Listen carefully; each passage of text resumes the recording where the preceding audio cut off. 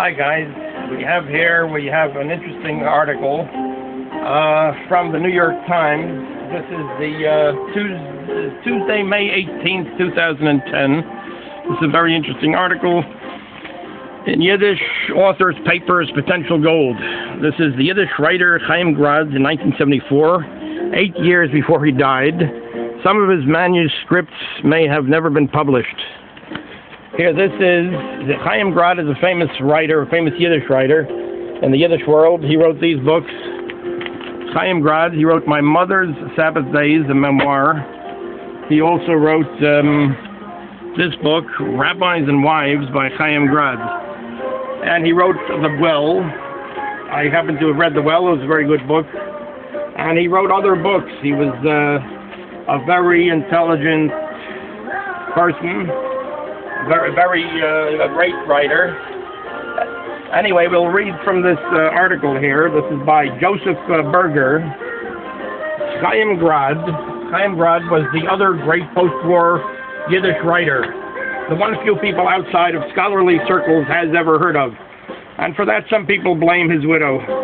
The other famous Yiddish writer, was Isaac Bashevis Singer. He was that's the other one they're referring to.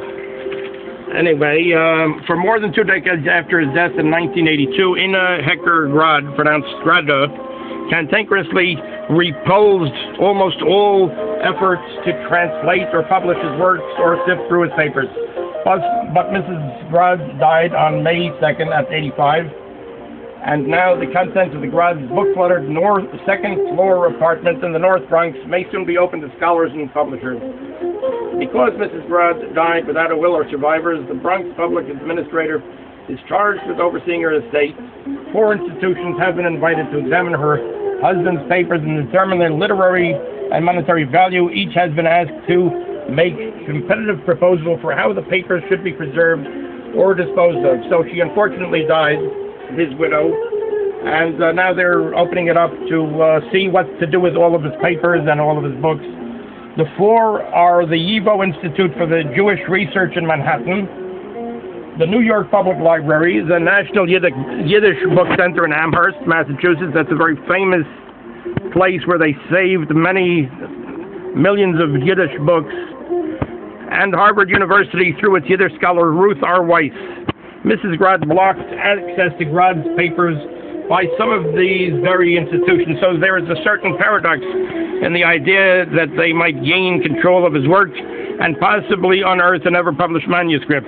That's an interesting aspect, that they might gain a never-published manuscript, so they might find a new book that he never published. This is our thrilling moment in Yiddish literature. This is our Dead Sea Scrolls, said Aaron Lansky. Let's get here. This is our Dead Sea Scrolls, said Aaron Lansky, president of the Book Center, which collects tens of thousands of Yiddish books and distributes them to libraries. Grade grew up in Vilna, now Vilnius, the intellectually vibrant Jerusalem of Lithuania. Studied in yeshivas. Chaim Grade studied in yeshivas, but grew disenchanted with Orthodox Judaism, and wrote poetry as part of a fabled Yiddish literary circle, Junge Vilna. When the Nazis occupied Vilna, he fled east and was to learn that his first wife and mother perished. He met Ina Hecker, and in 1948 he immigrated to New York, where he made a living as a riveting lecturer and writer serialized in Yiddish newspapers. Several works were translated into English. The 2-volume novel, The Yeshiva, explores a headmaster's painful struggles with faith and morality. The memoir, My Mother's Sabbath Days, poignantly recalls his widowed mother, who peddled fruit to survive in Vilna. His own ordeals of flight in the Soviet Union and the desolation he felt upon finding Jewish Vilna destroyed and coming across haunting remains like a pediatrician's scale. Rabbis and Wives is a collection of 3 novellas, and most of his pre-war poetry remains untranslated. John Gross, in a 1986 review of the memoirs, called him a poet with a firm grip on reality. Some critics thought that his austere portrayals more authentically reflected Eastern European life than Isaac Bashevis Singer's did. But Singer, with a leprechaunish charm that leavened his bleakest stories, appealed more to American audiences. Chaim Grade was more realistic than Isaac Bashevis Singer in his portrayal of Eastern European life. He played to the galleries and learned how to handle his readership, Dr. Weiss said. That was not Grade's style. He wouldn't have been able to do it. In other words, Isaac Bashevis Singer, he played to the galleries, learned how to handle his readership. That wasn't Chaim Grade's style. He was more realistic. Perhaps as a consequence, Grade never achieved the popularity among English language readers that Singer did. According to Ashbel Green, who was his editor at Alfred A. Knopf and is retired, Grade's novels never sold more than 10,000 copies apiece. Shokin Books, an imprint of Random House specializing in Jewish theme works, published paperbacks of 2 Grade works. Alti Karper, editorial director of Shokin, said, "There was an enormous interest in Chaim Grade in his lifetime, and more now." Jonathan Brent, executive director at YIVO and leading the leading archive of Jewish materials from Eastern Europe, said his group would like to inventory the contents of Grade's home, exhibit the materials, and start the process of publishing them. Jay Ziffer, a lawyer for the public administrator, declined to discuss letters he had sent to the institutions, but people who received them read their contents to the New York Times. The public administrator was first notified of the significance of the apartment's papers by Dr. Ralph Specken, a psychiatrist. Dr. Ralph Specken, that would be, that's one of these 2 over here. That's Dr. Ralph Specken. And Brad Silver, a social worker, who both cared for Mrs. Grade in her final months. "I told them there were great treasures in that apartment," Dr. Specken said. "They should take over that apartment as if they were taking over King Tut's tomb." Mel Rosenthal, a retired Knopf copy editor, said he had been working for more than 2 decades on translating galleys of a Grade novel titled The Rabbi's House. That may never have been published in Yiddish. And he said Mrs. Grade had told him that there were other manuscripts that were never published. Scholars say she maintained a fierce conviction that almost no translator could do her husband justice. That's why she didn't want people to look at it because nobody could do her husband justice, according to her.